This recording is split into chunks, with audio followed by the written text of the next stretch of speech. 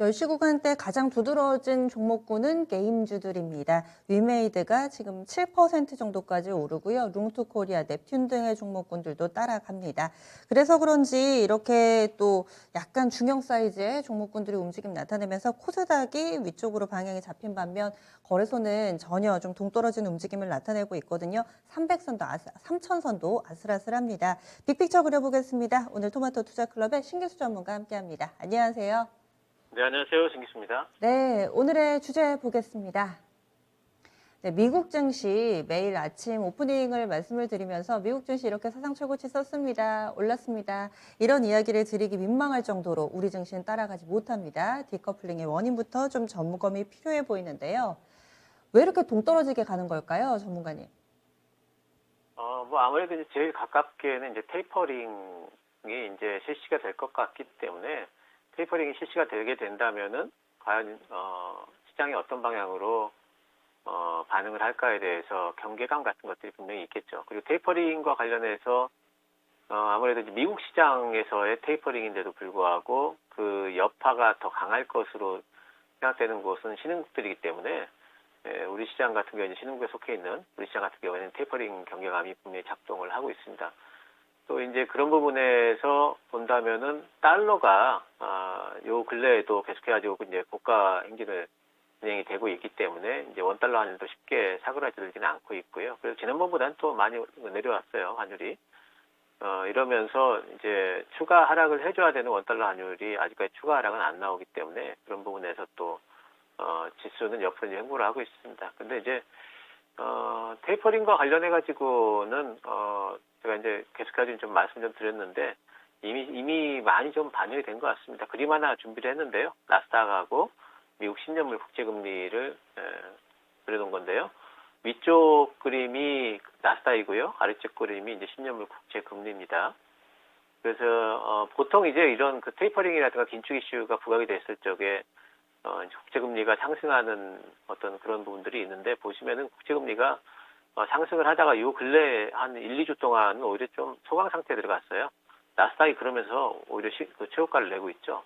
이런 부분들을 보게 된다면은 시장은 이제 테이퍼링과 관련된 우려감은 이미 이제 소화를 많이 해냈다 이렇게 보이고요. 테이퍼링 이외에 다른 이슈들로 이제 시장은 움직일 겁니다. 신흥국 시장은 아직까지는 테이퍼링에 대한 경계감들이 있긴 하지만은 막상 테이퍼링이 실시가 되고 나면 오히려 불확실성 해소의 측면으로 작동이 되면서 시장 반등이 나올 걸로 보고 있습니다. 그래서 지금의 디커플링은 오히려 이제 미국 증시와의 커플링을 하기 위한 신흥국 증시의 반등을 또 예고하고 있는 것이 아닌가 생각이 되기 때문에 내일 이제 FOMC의 성명 발표 또 테이퍼링의 실시가 거의 확실시되고 있기 때문에 테이퍼링이 실시가 되게 된다면은 오히려 우리 시장은 반등이 또 나올 걸로 그리고 미국 시장과의 커플링을 위한 이제 상승이 나올 걸로 생각을 하고 있습니다. 그러면 테이퍼링 발표, 실시 이후를 봐야 되겠네요. 시장, 신흥국들도 이제 미증시를 따라갈 것이다. 이렇게 얘기를 해주셨는데 이렇게 반등을 주도할 만한 테이퍼링 이후에 강세 움직임을 나타낼 만한 섹터는 어떤 쪽 보세요? 예, 이제 예전에 2014년도에 이제 테이퍼링을 실시를 한 적이 있습니다. 그때 금융위기 이후에 양적 완화를 3차까지 하다가 테이퍼링을 이제 실시를 한 적이 있는데 그 당시에 어떻게 움직였는지 이제 그림을 잠깐 보도록 하겠습니다. 보시면은 이제 그 박스가 쳐져 있는 부분이 이제 금융위기 이후에 양적 완화 구간이고요. 박스의 끝단이 이제 2014년도가 테이퍼링이 실시되는 그런 구간이죠. 보시면 박스 내에서는 파란 색깔로 되어 있는 에너지나 소재, 산업재, 금융 쪽이 좋았습니다. 그런데 이제 박스를 벗어나면서는 그쪽은 오히려 이제 하락을 했고요. 노란 색깔로 되어 있는 IT 커뮤니티 서비스라는 건 우리가 말하는 인터넷 뭐 네이버라든가 카카오 이런 쪽을 얘기를 하는 거고요. 또 이제 경기 소비재 쪽 이런 쪽들이 보면은 테이퍼링 이후에 오히려 쭉 올라버렸죠. 그러니까 양적 완화 구간에서는 이제 에너지 소재, 산업재, 금융 이쪽이 이제 좋았지만은 이제는 테이퍼링 실시 이후에는 오히려 우리가 성장주라고 부를 만한 IT 또 이제 그 커뮤니케이션 서비스 이제 필수 소비재 이런 쪽들이 이제 올라간 부분들이 있습니다. 그게 2021년도까지도 계속까지 이제 상당히 좀 시장 대비해 가지고 아웃퍼폼을 했죠. 그래서 이번에도 이런 현상은 계속되지 않을까 싶어요. 그래서 미국 시장 같은 경우에는 이제 대형 기술주들이 많이 올라왔기 때문에 더 갈 수 있을까에 대한 어떤 이제 그 우려감은 있지만, 우리나라 같은 경우에는 사실 지금 반도체 다 빠져 있고, 그 뭐 여러 가지 이제 성장주로 분리되던 그런 종목들이 빠져 있는 종목들이 많습니다.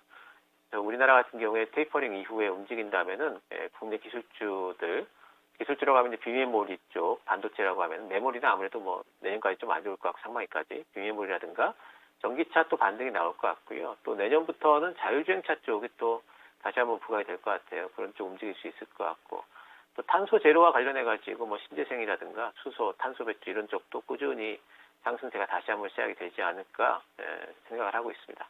요즘에 쉬고 있는 쪽이 이제 슬슬 테이퍼링이 발표된 이후에는 기지개를 펼 거다. 이렇게 좀 보시네요. 그러면은 이 중기적인 관점으로도 계속 말씀해 주신 그런 섹터들이 유망하다. 이런 시각이신 건가요?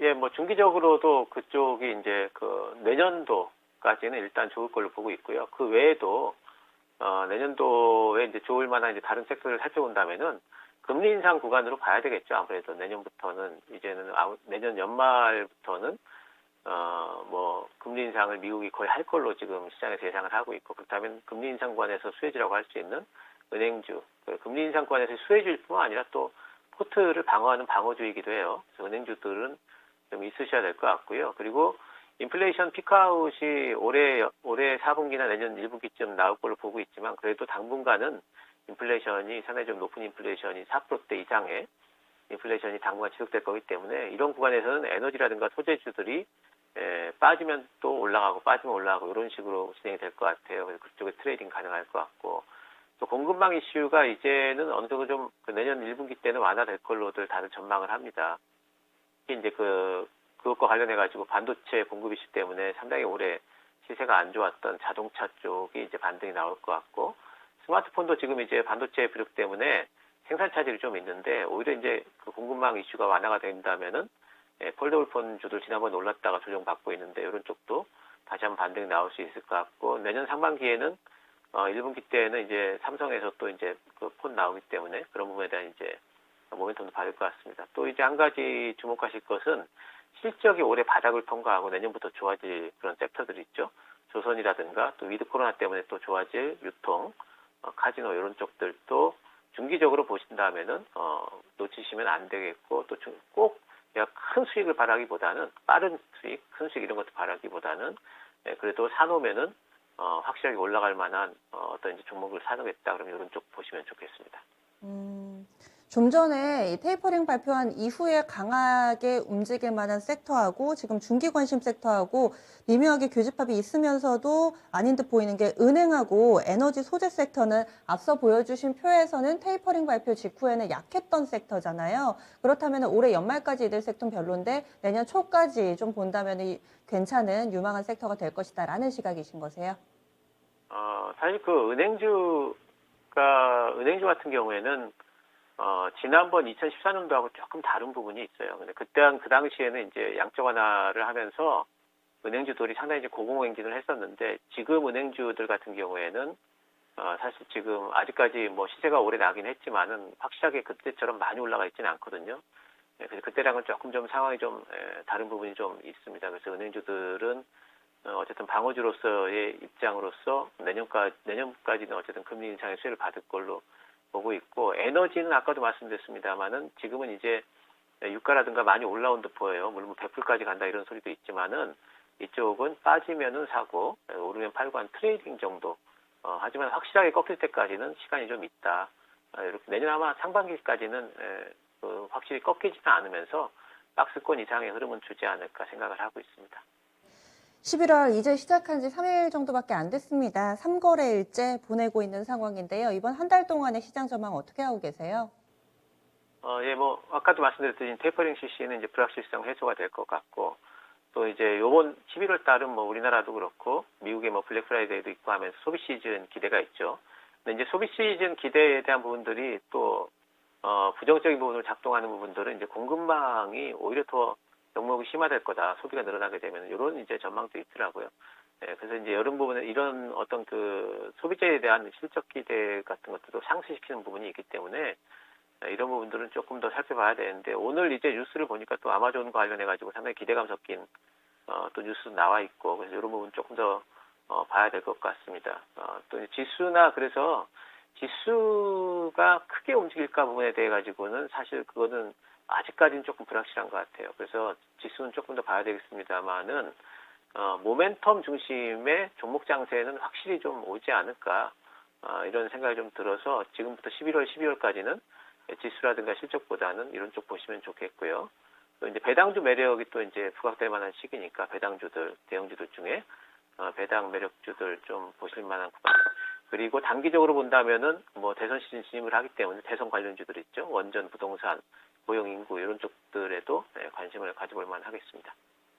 한쪽에 쏠리는 것이 아니라 여러 가지 투자 아이디어를 가지고 여기에서 또 짧게 트레이딩 대응을 해야 되지 수익을 낼 수 있는 그런 한 달로 예상을 하고 계신 건데 그러면 이렇게 변수들까지 알아봤고요. 오늘 장 큰 그림 그려주세요.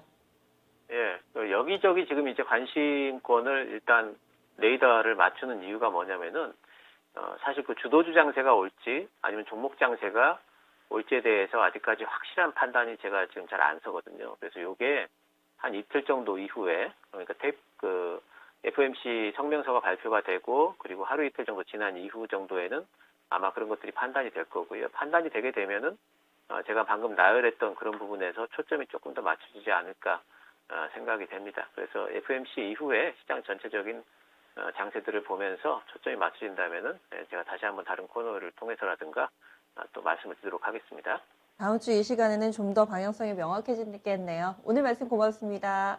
네, 감사합니다. 네.